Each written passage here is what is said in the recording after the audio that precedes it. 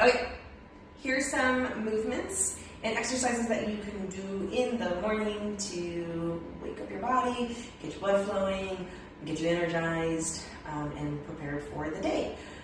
So what we're going to first start off with is just starting off with your good mornings. So we're going to take our hands and interlace them behind our head, at the base of our cranium, right? And all we're going to really do is soften those knees, pull those hips back, right? And we're just going down as far as we can on those, right? We just want to get the hinge action moving, get the blood going in that. Now I'm also pulling those elbows back, and I'm also keeping my head nice and connected into my hands. So if I'm relaxed, I kind of look like this, right? I'm going to pull everything back, head connected.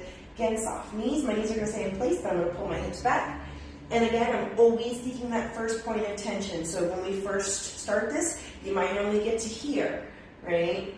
And then we're going to keep seeking that point of tension, which you'll notice as you start to warm up, right? You can move through that. So feel free to do anywhere from 8 all the way up to 20. It's totally fine and up to you. So we're working our compound movement first. We just want to get the back and the legs and everything moving, and then we're actually going to move into our squats. So this is going to be our reach up to the ceiling and then squat down and touch the floor, reach up into the ceiling and touch the floor, right? Reach up to the ceiling and touch the floor, reach up to the ceiling and touch the floor. Again, making sure our chest stays facing forward, right? We're not bending over, so at the bottom of the squat, our chest should not be facing the ground, but forward. So we're trying to keep that upright, right? Belly button, sternum kind of pulled in that spine, glutes stay down, hips get pulled away, right? As we come down, if you keep those arms nice and close and nice good stiffness through here as we press down, right? Pull up, pull down, press down, right? You're going to start to really work that. And that's also just going to add some really great movement through everything. And then from there, great exercise to kind of move into is kind of coming down, right? And then coming into this really nice squat, forward fold, or, squat to a forward fold. That's really nice.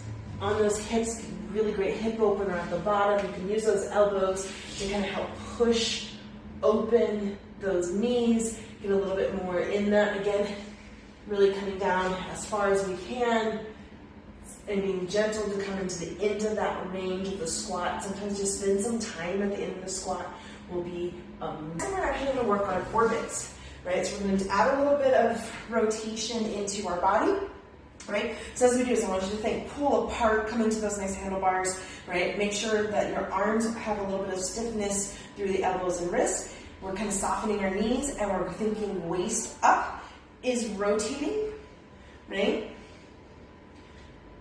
So we shouldn't have the arms moving around our body. We should have the body and the torso moving around the spine, right? So at the end of that, the shoulder, sternum, right, should be facing in opposite directions, right? Again, I'm not bringing my arms. I'm kind of setting this, 180 degree in that shoulder joint, and I'm maintaining that 180 degree in that shoulder joint, right, in this horizontal abduction here. And then all I'm going to do when I go into my orbits is I'm going to tilt so that way from my elbow all the way through my shoulder down to my other elbow is on the same line. And I'm going to do that same rotation again.